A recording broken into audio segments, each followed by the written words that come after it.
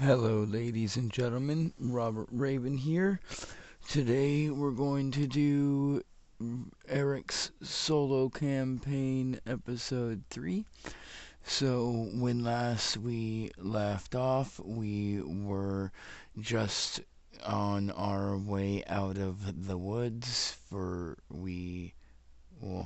the shifting forest, for we had spent most of the day there, and so now we are on our way out of the forest. And as we come out of the forest, we come to this clear opening that is right out front of our house. Um, and as we are on our way walking up the clearing and coming up to the stairwell, right as we come up the stairwell and we get around the corner, we notice our dad is standing outside the house with a very frustrated look on his face, as there is a pile of barrels over here that have not been properly lined up where they were supposed to over in the back area over here. And so he looks at us and goes, "Boy, why have you gone into the forest without anyone, let alone before your chores have been done for the day? Get to organizing those barrels before your mother figures out where you've been all day, and you better finish before dinner's done." Uh, and so we are going to respond with a well, I was in the shifting forest all day. Me and Tigran wanted to see why everyone fears it so much and why it's considered to be so dangerous, and what took my brother's life. Your brother died by a wolf, boy, because he didn't have a voids like you. Be lucky the elders decided to change the rules, for you are the first generation to ever be so physically weak and have to rely on your animal companions so much. Um, and then our father, all frustrated, is going to walk away and go back into the house and assist our mother with cooking dinner while we sit here and move the barrels to where they're supposed to go. And after about um, probably an hour and a half, the sun begins to set. And as the sun begins to set, our mother comes outside and yells our name. "Eric, supper time, come and eat now, or you will get nothing, for you know your father gorges himself." And then she will go back in, and we were just finishing up with our task for the day, we will come in and we will eat our dinner with our parents, and then we will go down into our room and go to sleep for the night. And as we are having a nice, peaceful sleep, we start to toss and turn to the sound of rummaging and clinging and footsteps and what it sounds like yelling in the distance. But we pay no mind to it because we know that the shifting forest is constantly making noises, and we also know that people wake up very early in the morning to get the market ready and to move about and organize their trade goods for the day. So our brain doesn't pay too much mind to it, and we turn back over and continue to sleep. And then later on throughout the night, about an hour or two before dawn breaks, we start to hear the sound of screams and smell smoke. And the sound of screams, the smell of smoke, and the feeling of heat and moisture awakens us from our sleep.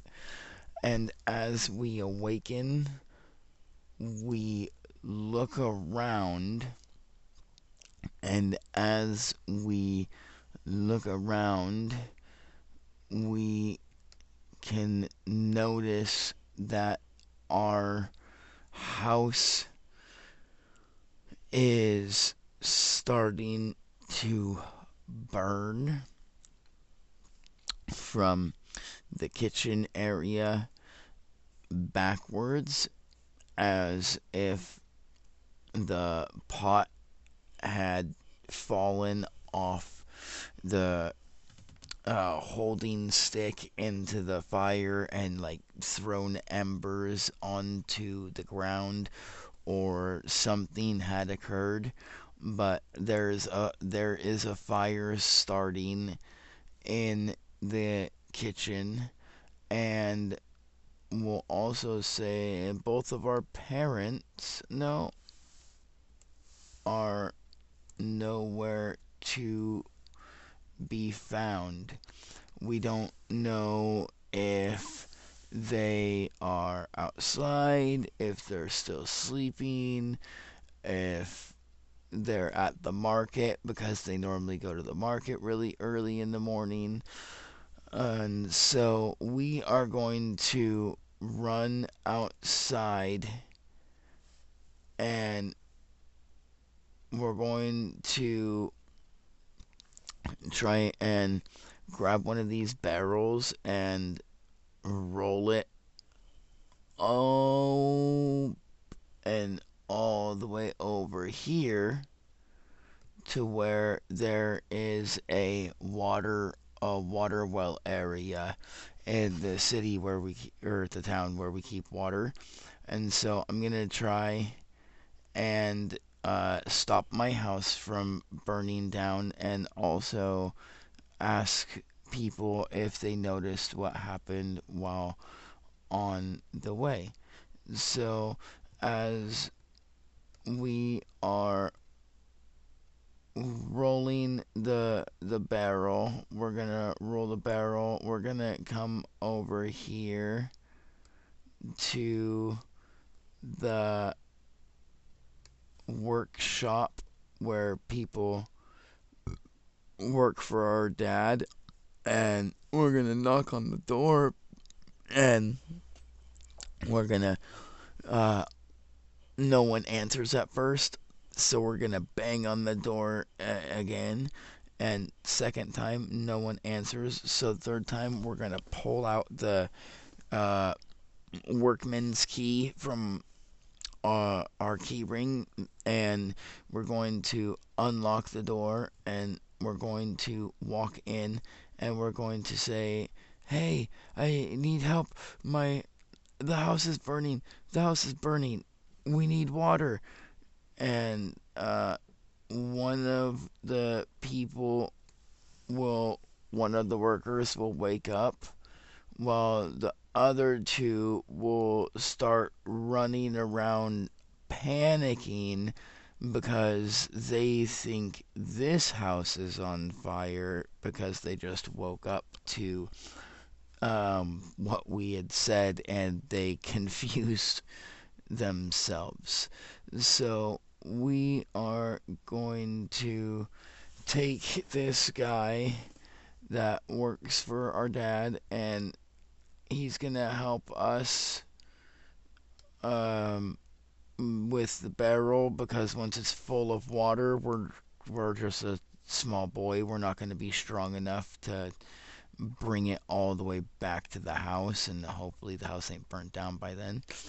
And so as we're walking and we're rolling the barrel on our way, we see someone at the market named Jennifer. She looks and says, "Well, good morning, Eric.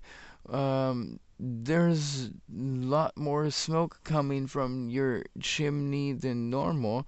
Is your mother cooking something that's really greasy this morning?" And we look at Jennifer and say, "No, our house is on fire. I can't find mother and father. I'm trying to get to the water well to put out the fire." And so she says, "Oh my goodness, what's not good? Your parents, they're over at the market opening up for the day. Would you like me to go and get them and let them know what's going on?" "Yes, please. That would be fantastic. I'm on my way to get more water." And so we are going to go. Oh,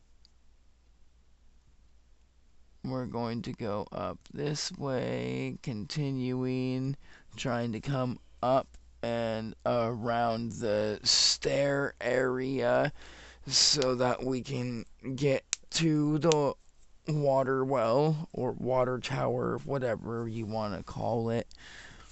And as we are passing by Derek's shop, Derek overheard us talking to Jennifer, who is now on her way up this way to go over to our parents' shop to let them know what's happened.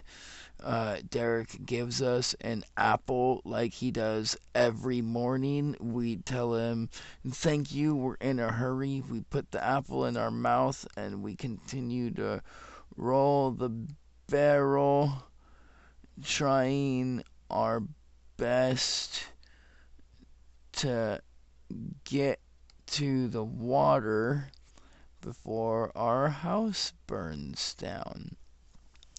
But as we come around this corner and we can see the water tower right in here, we also see the flames that were beginning right here in our house by the chimney in the kitchen. We see that they have spread all the way throughout the house, and they are now erupting through the ceiling. And at this point, we've noticed that there's not really much we can do, but we are still going to try our best to save what we can because we're a kid and we don't really know better. And so we're going to just continue forward. And as we continue forward and we get near the water well, we notice because we've never really been up here before, we know where it is, but we don't really have permission from the elders to get water. And so, since we don't have permission, we notice that there is a wall made of magic surrounding the tower. And there is a opening, like a doorway, over here on this side that we have been told about by our dad because he collects water for the village a lot. So, like, we know about the tower. We come over to where our dad says the door would be, and we notice that there is, in fact, a magical door, but there is a circular hole with 6 gold dots on the outer ring of the hole and a red key slot in the center. And this hole is on the ground on the other side of the magical wall and the magical door, which is see-through. You can completely see through it. It's like a see-through bluish white color, almost like ice. And so as we get up here in our panic with the barrel and finally make it all the way up, and then remember, oh, wait, we don't have the authorization password to stop the magic wall from being continually cast. We need to go and find an elder to get permission to get into the water well, but by then our house will be completely burnt down. And so at this point, we are just going to try and uh, go to the shop and tell our parents what happened, even though that we know that lady is on her way to inform our parents as well. We would still like to let our parents know what is going on. So we're going to come and start walking this way. But as we do, right as we go to walk down the stairs and to go to our parents' shop, we notice on the path to our left, which is a bridge that connects the upper part of the city areas together, we notice that down this path there is a depiction on the ground that is carved into the um, stone that is of the same style of circle that's on the inside of the magic wall behind the door in front of the water well. And so, as we catch a glimpse of that out of the corner of our eyes, we're going to decide and to go ahead and investigate it.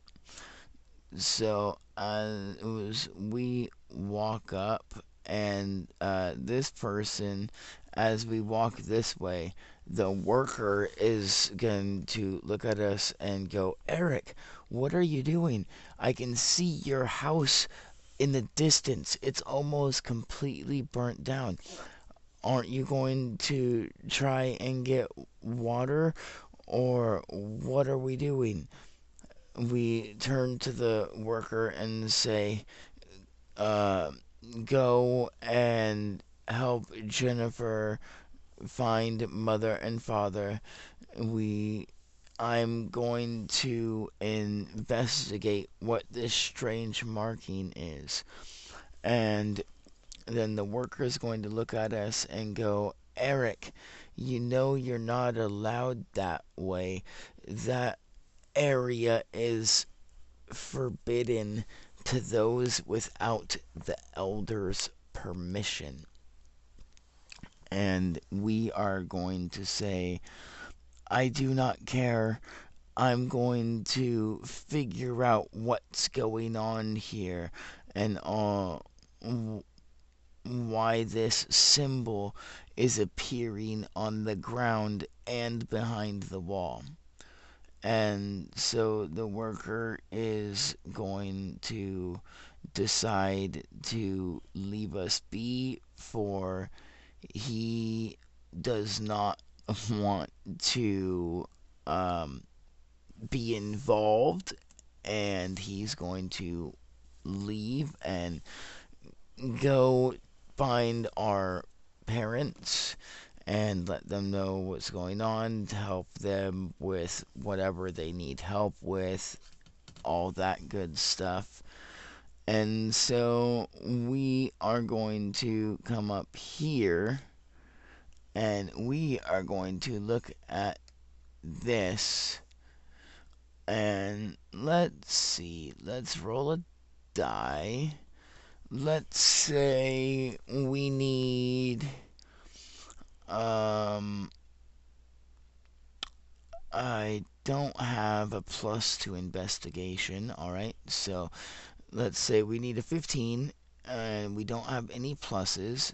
So, and we've rolled exactly a 15.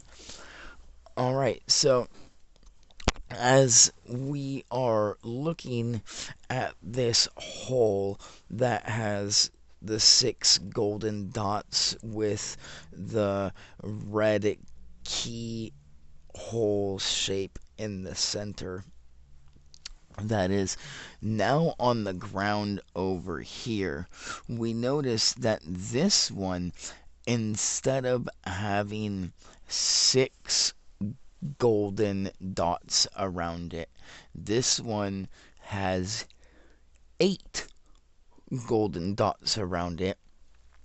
And not only does it have 8 golden dots around it, but the bottom dot kind of looks like it's pointing down, and the top dot looks like it's pointing up.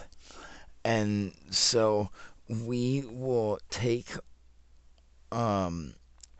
out like a stick that we like to carry with us, and we're gonna put the stick and lay it down on to the pattern, and we're going to notice with the stick making the line that the line from this hole up here points down to the one that is behind the wall in front of the well.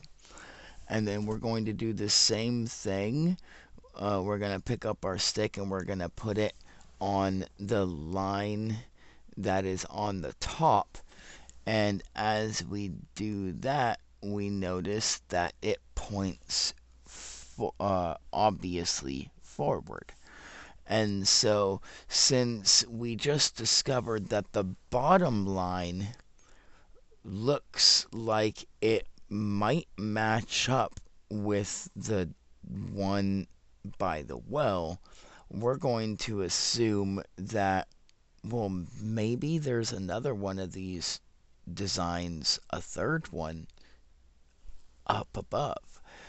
And so that's what we're going to try and do. We're going to go over here, but as we come up, we hit a dead end, and for some reason, the bridge just stops, and there's a wall just there.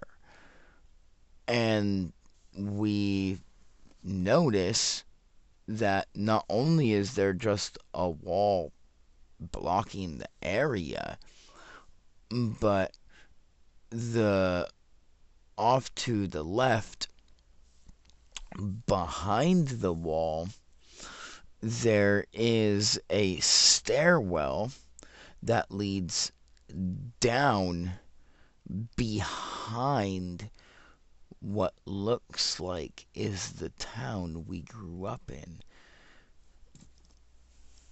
And so now, with our mind wandering and wondering just exactly what's going on, we are going to try and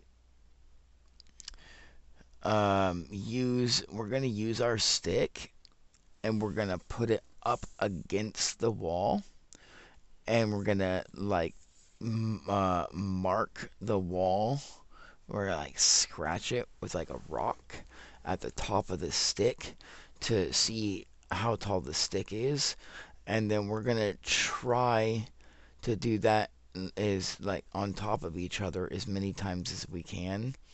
We're not very tall. We're only going to be able to do it twice. And then from there, we're going to try and use that as a distance measure to look up and measure how many sticks length, as in how many sticks tall this wall is. And we're going to estimate that this wall is probably about 100 sticks tall. There's no way we're going to be able to climb this wall.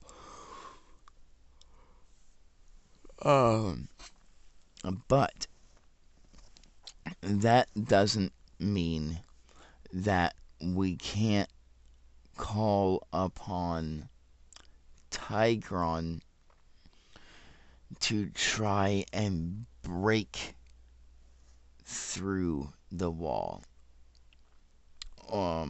And so that's what we're going to do. We're going to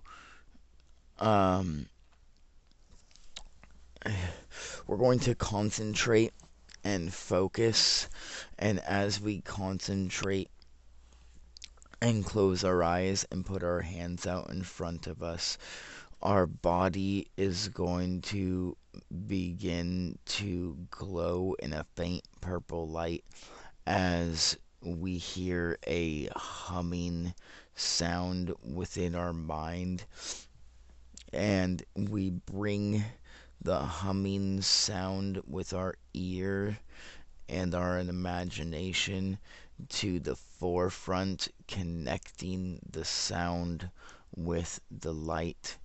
And as the sound connects to the light, we manifest a small egg-shaped portal in our hand, and from that egg-shaped portal, Tigron appears. And as he appears, he automatically makes a telepathic link with us, and we communicate to him. Oh, excuse me. We communicate to him what we have found and what we are attempting to do. And he laughs and says, breaking the wall is not the thing to do. Let's jump up on top of it and see what is on the other side. And so we are going to climb inside of Tigron, and then he is going to get like a running start, and he is going to jump as high as he can and like latch onto the side of the wall and then start running and climbing up the wall. And we are going to get up the wall, and as we do, we notice that there's 3 more walls. This is not just one wall like we thought it was. No, it's a whole enclosed area. And as we get up to the top, we notice that it's kind of divoted in, almost as if it's like a rooftop to something. Something we've never noticed or seen within our village before. A mysterious tall building that was never there. And as we get up to the top of this, we are going to get out, and we are going to notice that just like we suspected, there is in fact another one of those markings up here where the top dot pointed to. However, once we get here and we're like looking around and examining it and like touching the ground to see if this one's carved in to the stone or not, as we touch it, we feel the ground press down a little as if it was a button of some sort. And as that happens, we begin to fall. And as we fall, screaming, terrified for our life and what's about to happen, we look down and notice that it's just pitch black darkness for as far as the eye can see, as we continue to fall and continue to fall for who knows how long, until we've fallen for so long that the darkness becomes normal to our eyes, and our screaming begins to become reverberant on the walls, and deaf to our ears. And just as that happens, we hit the ground, splat, passed out. And as that happens, just as our eyes are beginning to open and close, we see in the faint distance a form of a shadowy figure walking towards us with its voice unaudible as our head is ringing and we can feel the blood running down our face from our head landing and on the ground, and our body lay flat. And as we are half awake and half asleep, trying to struggle with the grips of staying alive and remaining conscious, that is where we will end for the day. And we will see what happens next time as we awake. Thank you all. Like, subscribe. I hope this has been an interesting play session. What will happen next on Eric's adventure? Who is this strange figure? What is this strange area somehow behind the village? Or is it behind the village? Is it a part of the village? Is it in another realm? We don't know. All we know is we are on death's door. Thank you all again. I hope you have a good day and join us for more on our adventures.